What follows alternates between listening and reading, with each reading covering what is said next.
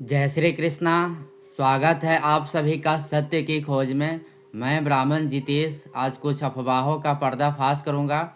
उससे पहले दरभंगा राज की आखिरी महारानी कामसुंदरी देवी को कोटि कोटि नमन करता हूं और उनके चरणों में श्रद्धांजलि अर्पित करता हूं। नासा, इसरो, चाइना या अन्य देश नए नए टेक्नोलॉजी पे काम कर रहा है। वो आज से 50 साल पहले की तैयारी में अभी से लग गए हैं और चांद या अन्य ग्रहों पे जाके जानकारी प्राप्त कर रहे हैं कि उस ग्रह पे क्या है नहीं है। और हमारे देश के मदरसा में अभी तक शौच से आने के बाद बम कैसे साफ करना है वो सिखाया जा रहा है। तो 5,000 से प्यासे लोग अभी तक ज़मीन से ही पानी खोजने में लगे पड़े हैं। और हमारे देश के यशस्वी प्रधानमंत्री और पूरे वर्ल्ड में फेमस जो व्यक्ति अभी तक नेहरू काल में ही फंसे पड़े हैं। तो मैं भी नेहरू काल में जाके देखा कि आखिर वहाँ क्या हुआ था। तो मैं वहाँ गया तो फिल्मों के बड़े बड़े पोस्टर देखा। तो मुझे फिल्म देखना बहुत अच्छा लगता है। तो मैं भी जाके 4-5 फिल्म देखा। तो उन फिल्मों में हर फिल्म में एक डाकू का गिरोह हुआ करता था और वो सारे ठाकुर समाज से डाकू आते थे और वो काली पहाड़ी पे रहते थे। और वहाँ एक माता आदि शक्ति का मंदिर बना रखा है उन्होंने। और लूटने जाने से पहले, लूट के आने के बाद और लूटते समय वो जय भवानी का नारा लगाते थे, जैसे माता रानी ने उनको कह रखा है कि तुम ये काम करो। उसके बाद लूट के आने के बाद थोड़ा सा धन माता के चरणों में रख देते थे कि जैसे माता उनको माफ़ कर देगी और उनकी मदद करेगी।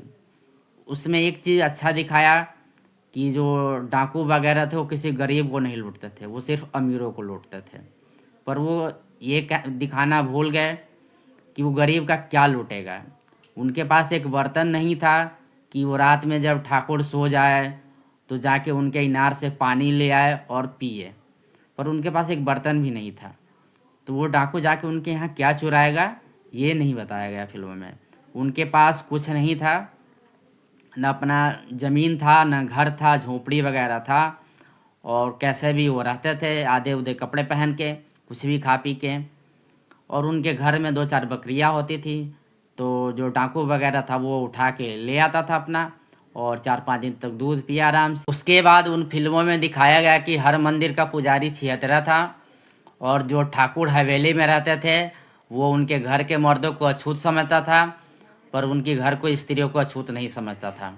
वो अपने काम के लिए ले जाया करते थे हवेली में उठा के। उसके बाद उसमें बनिया को दिखाया गया कि हर बनिया बेईमान है।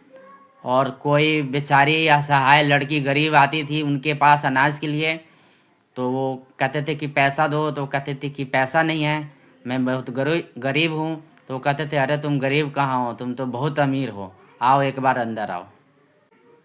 मैं वहाँ से भागने लगा कि ये तो बहुत ख़राब काल है। फिर एक कांग्रेसी मुझे मिला और बोला भाई कि नेहरू काल में और कुछ भी है, जैसे आईआईटी, एम्स, जवाहर नवोदय विद्यालय, सैनिक स्कूल, केंद्रीय विद्यालय, हवाई अड्डा वगैरह। मैंने कहा भाई मैं बाद में आऊँगा फिर कभी, अभी मुझे जाने दो, मेरा हालत ख़राब है डर से। फिर मैं मोदी काल में आ गया तो यहाँ लोगों ने कहा कि भाई एक बहुत अच्छी फिल्म आई है कश्मीर फाइल। राष्ट्रवादी सरकार उसे प्रमोट कर रही है और उसे टैक्स फ्री कर दिया है कि ज़्यादा से ज़्यादा लोग देखें। और राष्ट्रवादी सरकार कह रही है कि देखो कश्मीर में कैसे कांग्रेस और मुसलमानों ने मिलकर कश्मीरी पंडितों के साथ नरसंहार किया था, उनकी हत्या की, उनका घर जला दिया, उनको वहाँ से भगा दिया गया, उनकी बहन बेटियों का रेप किया गया। मैंने कहा भाई मैं तो नहीं देखूँगा, क्योंकि मेरे अंदर इतना हिम्मत नहीं है कि किस तरह से उस घटना को अंजाम दिया गया मैं देख लूँ। और मुझे कहानी पता है कि क्या हुआ था, तो मैं क्यों देखना। 1989 में जनता दल की सरकार थी। विश्व प्रताप सिंह देश के प्रधानमंत्री थे और मुफ्ती मोहम्मद सईद देश के गृह मंत्री थे। और भारतीय जनता पार्टी का बाहर से समर्थन था सरकार को।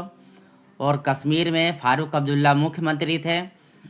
और भाजपा के तरफ से राज्यपाल जगमोहन मल्होत्रा को नियुक्त किया गया, जिससे फारूक अब्दुल्ला नाराज हो गए और उन्होंने मुख्यमंत्री पद से त्याग दे दिया।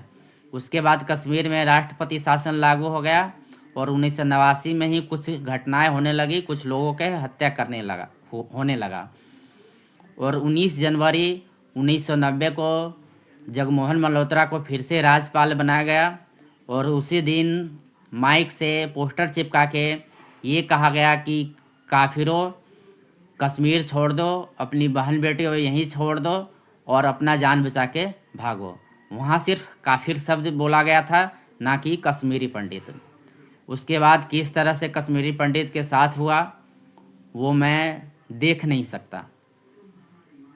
और उसके बाद भी 10 नवंबर 1990 को समाजवादी जनता दल की सरकार बनी। चंद्रशेखर सिंह देश के प्रधानमंत्री बने और चंद्रशेखर सिंह ही देश के गृह मंत्री भी थे और रक्षा मंत्री भी थे।